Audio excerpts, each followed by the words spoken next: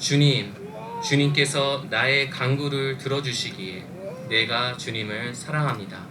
나에게 귀를 기울여 주시니 내가 평생토록 기도하겠습니다. 죽음의 올가미가 나를 얽어매고 스올의 고통이 나를 엄습하여서 고난과 고통이 나를 덮쳐올 때에 나는 주님의 이름을 부르며 주님 간구합니다. 이 목숨을 구하여 주십시오 하였습니다. 주님은 은혜로우시고 의로우시며 우리의 하나님은 긍휼이 많으신 분이시다. 주님은 순박한 사람을 지켜주시다. 내가 가련하게 되었을 때 나를 구원하여 주셨다. 내 영혼아, 주님이 너를 너그럽게 대해주셨으니 너는 마음을 편히 가져라. 주님께서 내 영혼을 죽음에서 건져주시고 내 눈에서 눈물을 거두어 주시고 내 발이 비틀거리지 않게 하여 주셨으니 내가 살아있는 동안 주님 보시는 앞에서 살렵니다. 예, 할렐루야. 지난 한 주도 평안하셨습니까? 네. 지난 주일 저희는 방금 제가 했던 말 할렐루야에 대해서 잠시 살펴보았는데요. 무슨 뜻이었죠? 네, 할렐루야는 찬양하다라는 동사인 할레와 하나님의 이름 야훼가 축약된 야가 합쳐진 말이죠. 하나님을 찬양하라라는 의미입니다. 방금 저희는 시편 116편 9절까지만 읽었는데 맨 끝 16절을 보면 할렐루야라는 말로 끝나죠. 지난주에 본문에 이어서 오늘 본문 시편 116편도 찬양이라는 주제에 대해 다룹니다. 시편 113편에서 118편은 이집트 할렐이라고 불리는데요. 왜냐하면 이 시편들은 이집트의 노예였던 이스라엘을 구원하신 하나님을 찬양하는 내용을 담고 있기 때문이죠. 그래서 유대인들은 출애굽을 기념하는 6월절이 되면 전통적으로 이 이집트 할렐의 시편들을 통해서 찬양하며 과거 자기 조상에게 베푸셨던 하나님의 구원을 새롭게 마음에 새깁니다. 오늘은 이집트 할렐 중에서 이 시편 116편을 통해 하나님이 우리에게 어떠한 구원을 베푸시는지에 대해 함께 살펴보려고 합니다. 구원이라는 말의 뜻을 사전에서 찾아보면 어떠한 위험이나 위기에 빠진 누군가를 구해주는 것이라고 정의되어 있는데요. 하나님께서 우리에게 베푸시는 구원이 무엇인지 제대로 이해하려면 먼저 우리가 어떠한 구렁에 빠져 있는지와 또 그 구렁이 얼마나 깊은 것인지를 알아야 합니다. 시편 116편에서 시인은 자신이 놓여있는 상황에 대해 이렇게 표현하는데요. 한번 3절을 함께 읽겠습니다. 죽음의 올가미가 나를 얽어매고 스올의 고통이 나를 엄습하여서 고난과 고통이 나를 덮쳐올 때 3절에서 시인은 무엇이 자기를 괴롭히고 있는지 두 가지 단어를 써서 밝히는데요. 죽음 그리고 스올입니다.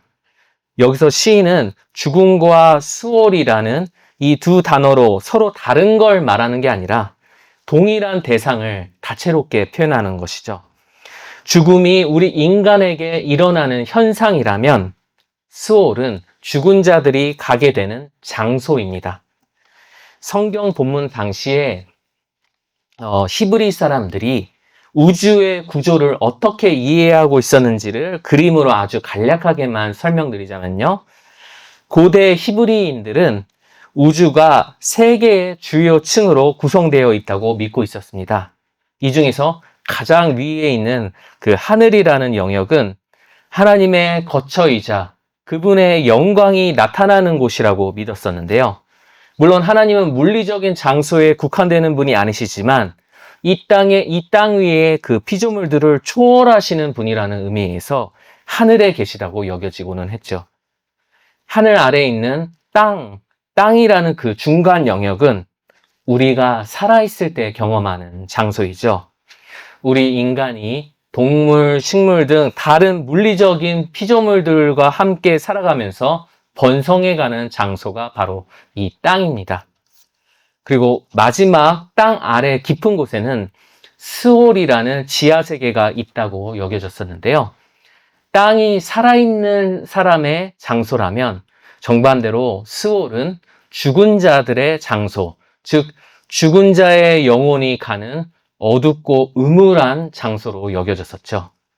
스올은 하나님의 인재로부터 멀어져서 하나님과의 교제나 찬양이 전혀 없는 곳입니다. 그런데 삶과 죽음, 땅과 스올은 서로 완전히 상반돼서 마치 물과 기름처럼 서로 섞이지 않을 것 같지만 실상은 그렇지 않았습니다. 시인이 고백하기를 비록 자신이 아직 살아있어서 이 땅 위에 거하고 있기는 하지만 이 땅 아래 깊숙한 스올로부터 죽음의 기운이 스멀스멀 지면 위로 올라오고 있다는 것이었죠. 죽음의 올가미와 스올의 고통이 그의 삶 속으로 침투해서 마치 요나를 삼켰던 그 큰 물고기처럼 그를 삼키려 하고 있었습니다. 시인이 구체적으로 어떤 위기에 놓여 있었는지는 알 수 없습니다. 하지만 이 시는 전통적으로 아마 적어도 2000년 이상의 오랜 세월 동안 이집트 할렐로 쓰였기 때문에 출애굽 당시의 그 이스라엘의 상황을 이 시에 대입시켜 보면 시인의 원 의도에 가깝게 다가갈 수 있을 것입니다. 이집트의 노예였던 이스라엘 사람들의 삶이 어떠했을지 그들의 입장에서 한번 상상해 볼까요? 노예에게 있어서 가장 중요한 것은 노동력과 생산력이죠. 노예는 결과물을 내기 위해서 내 삶에 가장 중요한 것들을 희생당하면서까지 노동을 강요받는 존재입니다. 이스라엘 사람들의 삶에 가장 중요한 것, 그것은 하나님과의 관계였습니다. 하지만 그들은 하나님께 예배드리고 하나님과 교제할 조금의 여유도 없이 계속 일하라고 강요받았습니다. 일을 멈추고 남들과의 생산성 경쟁에서 밀리기 시작하면 이집트 관리인들은 내 무능력에 대해서 사정없이 채찍을 휘둘렀었죠. 하지만 아무리 노력한다 할지라도 사람의 힘이라는 것이 언제까지고 유지되는 것이 아니죠. 세월이 흐르고 나이가 들어가면서 힘은 점점 빠져나가기 마련입니다. 하지만 이집트 관리인들은 어떤 이유에서든 도태된 자들을 냉정하게 저버렸었죠. 이스라엘 사람들은 살아있다 할지라도 그들의 삶 깊숙한 곳에까지 침범한 스올의 기운을 미리 맛보고 있었습니다. 그래서 그들은 유일한 희망이신 하나님께 도와달라고 간절히 부르짖었죠. 우리 인간은 살아가는 가운데 죽음의 기운이 내 삶 속 깊이에 스며들어와 나를 위협함을 경험하는데요. 이 그림은 한스 홀바인이라는 16세기의 독일의 화가가 그린 죽음의 무도라는 작품입니다. 당시 유럽에서는 흑사병이 퍼져나가서 정말 많은 사람들이 죽어나가고 게다가 전쟁까지도 수없이 일어났었죠. 지금 우리처럼 누군가가 돌아가셨다는 그 장례식 부고를 가끔 받았던 것이 아니라 하루가 멀다 하고 성별, 나이, 신분에 상관없이 주변에 가까운 누군가가 죽었습니다. 살아있는 자들은 죽은 자들을 보며 죽음이 죽은 당사자와 그 가족, 주변 사람들에게 주는 그 쓰라린 고통을 체험했고 자기 또한 예외가 아니라 언젠가 예측하지 못했던 순간에 죽음을 맞이하리라는 걸 피부로 느낄 수가 있었죠. 그림을 보면은 살아있는 사람들이 그 죽음을 상징하는 해골과 함께 춤을 추는 모습이 그려져 있죠. 왜 한스 홀바인이라는 화가는 죽음을 춤으로 묘사한 걸까요? 우리 모두가 아마 한 번쯤은 경험한 적이 있을 텐데요. 어디선가 들려오는 그 음악 소리에 나도 모르게 그 리듬에 맞춰서 내 손으로 무엇인가를 두드린다거나 고개를 끄덕인다거나 아니면 흥얼흥얼 그 멜로디를 따라하게 되는 때가 있죠. 예고 없이 들려온 그 춤의 리듬에 우리가 무의식적으로 반응하는 것처럼 죽음이 그렇게 우리에게 다가온다는 것이죠. 우리가 살아있는 동안은 죽음과 무관하게 지내다가 죽는 것이 아니라 죽음의 전주곡은 이미 우리의 삶 속에서 여러 가지 형태로 들려옵니다. 그리고 성별, 연령, 신분과 상관없이 모든 사람들에게 평등하게 들려오며 예상치 못했던 순간에 우리를 죽음과 함께 춤추도록 한다는 것이죠. 우리 인간이 하나님께 죄를 지은 이후로 죽음이 이 세상에 들어왔습니다. 이 죽음의 유입으로 인해서 우리는 살아있을 때도 죽음의 기운을 느끼죠. 먼저 우리 인간은 하나님과의 관계가 끊어지는 영적인 고통을 느낍니다.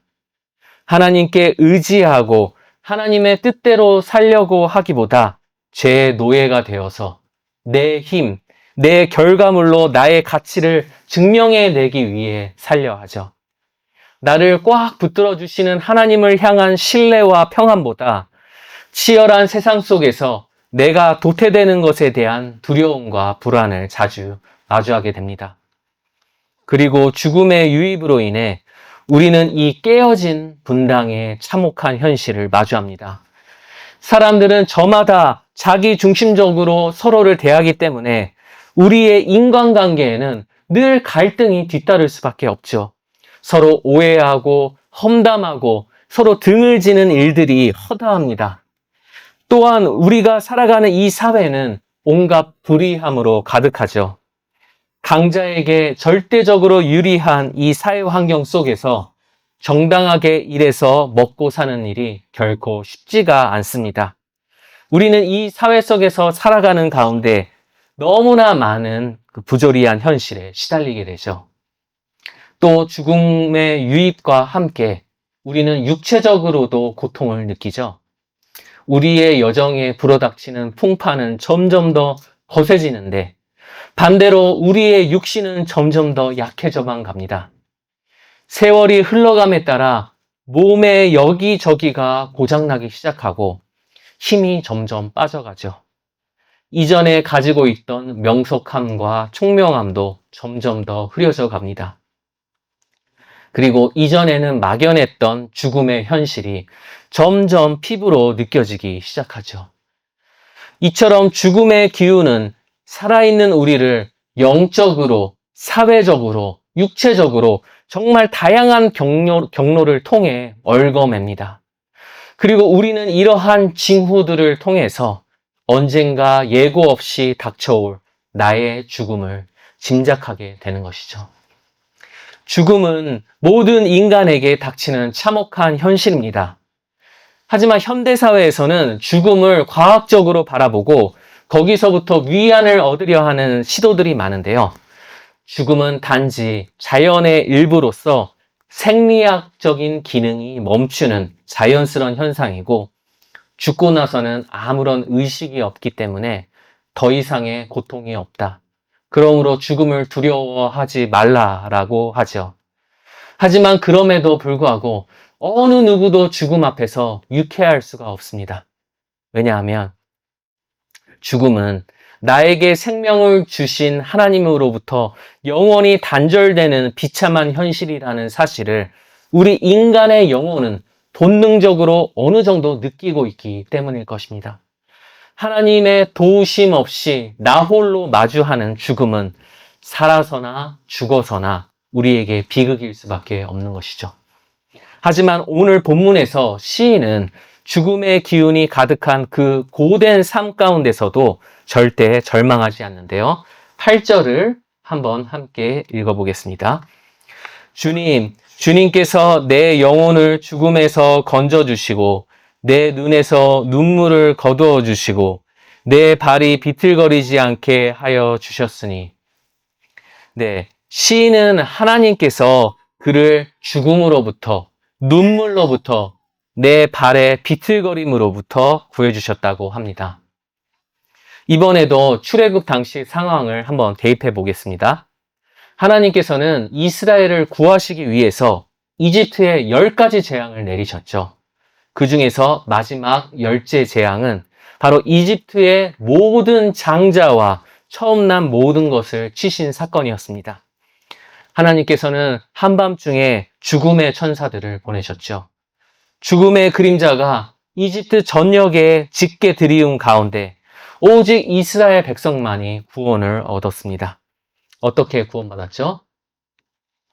네, 어린 양을 잡아서 그 피를 문설주에 바르면 죽음의 천사가 그 피를 보고 그 집을 넘어갔습니다.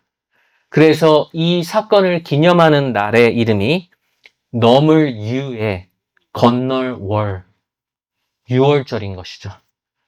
그 어린 양의 피로 이스라엘은 죽음에서 건져내심을 받았고 또 이 사건이 결정적인 계기가 되어서 이집트로부터 자유까지 얻게 되었습니다. 그 아무리 죽음의 기운이 살아있는 자의 삶을 얽어매려 한다 할지라도 하나님은 죽음까지도 다스려 당신의 자녀를 구하시는 분임을 보여준 것이 바로 이 6월절 사건입니다. 그리고 이 6월절 어린 양은 언젠가 우리를 죽음으로부터 완전히 구원해내실 분을 가리키는 표징이었죠. 그분은 바로 하나님의 어린 양 예수 그리스도이십니다. 예수님은 이 깨어진 세상을 몸소 살아가시면서 그 안을 가득 채우고 있는 죽음의 기운을 직접 경험하셨습니다. 그리고 그 죽음의 그림자 속에서 신음하고 있는 우리 인간의 가엾은 처지를 보셨죠. 그분은 그런 우리를 죽음으로부터 건져내시기 위해 본인의 생명을 희생하셨습니다. 십자가에서 우리의 죄를 대신하여 죽으시고 또 부활하셔서 사망의 권세에 승리하신 것이죠. 예수님의 이 부활을 기점으로 우리 삶의 많은 부분이 바뀝니다. 이전에는 죽음의 기운이 살아있는 자의 삶을 얽어매었다고 한다면 이제는 부활로부터 나오는 새 생명의 기운이 그 모든 죽음의 그림자를 몰아내고 우리 삶을 지배하기 시작했다는 것이죠. 예수 그리스도가 베푸시는 구원이 어떻게 우리를 죽음의 영향으로부터 자유케 하는지를 잘 보여주는 책이 한 권 있는데요. 폴 칼라니티라는 미국의 한 신경외과 의사가 쓴 숨결이 바람될 때라는 책입니다. 이 폴은 기독교 가정에서 자라며 원래 어느 정도 신앙심을 가지고 있었는데요. 대학 시절에 오로지 과학과 이성에 의존해서 살게 되면서 기독교 신앙과는 점점 거리를 두게 되었습니다. 그리고 폴은 의과대학원에 진학해서 신경외과 의사의 길을 걷게 되었는데요.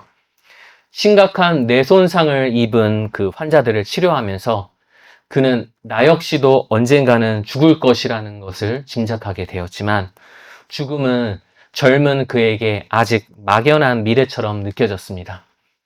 하지만 그 폴이 36살, 그 혹독한 레지던트 과정이 거의 다 끝나가던 때에 갑자기 허리에 극심한 통증을 느끼고 체중이 급격하게 줄어서 정밀 검사를 받게 되었는데요. 그 결과 폐암 말기 진단을 받게 되었습니다.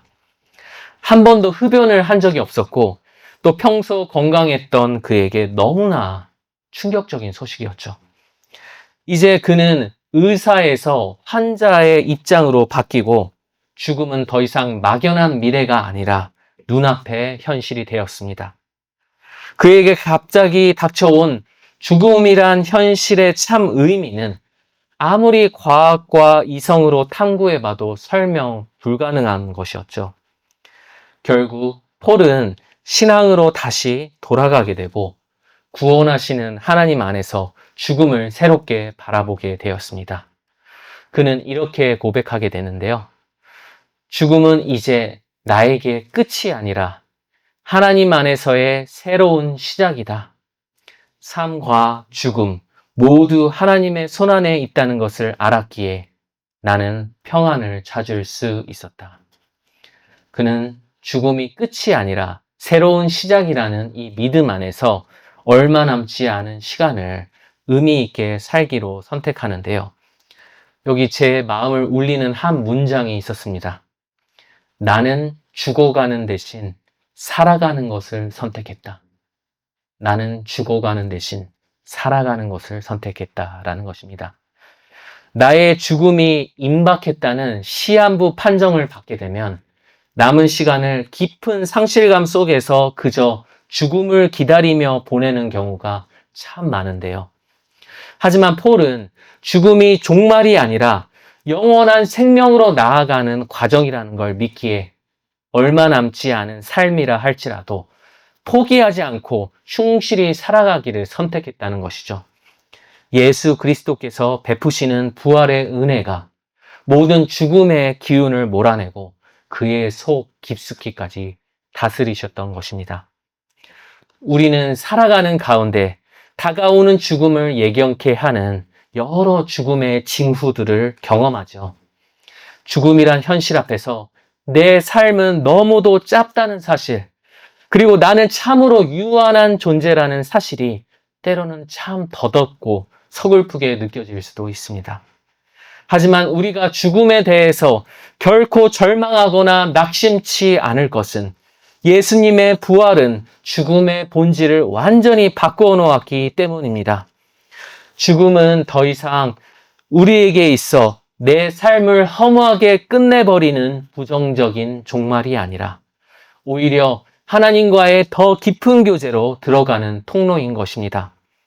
그러므로 우리로 하여금 내 삶이 앞으로 얼마나 남아있는지에 상관없이 허락된 시간을 허망한 마음으로 죽어가는 것이 아니라 감사와 기쁨으로 의미 있게 살아갈 수 있게 하시는 것이죠. 또한 예수님의 부활은 고통과 시련의 본질도 바꾸어 놓았는데요. 고린도후서 4장 17절은 우리가 잠시 받는 환난에 경한 것이 지극히 크고 영원한 영광에 중한 것을 우리에게 이루게 함이니라고 말합니다. 시련과 고통은 더 이상 억울하게 겪는 불행한 것이 아니라 하나님이 이루어 가시는 구원의 역사의 소중한 일부가 되는 것이죠. 그러므로 우리가 고난 가운데서도 상실감에 빠지지 않고 결국에 모든 것이 나의 유익이 되게 하시는 하나님을 신뢰함으로 인내할 수 있게 하신 것입니다.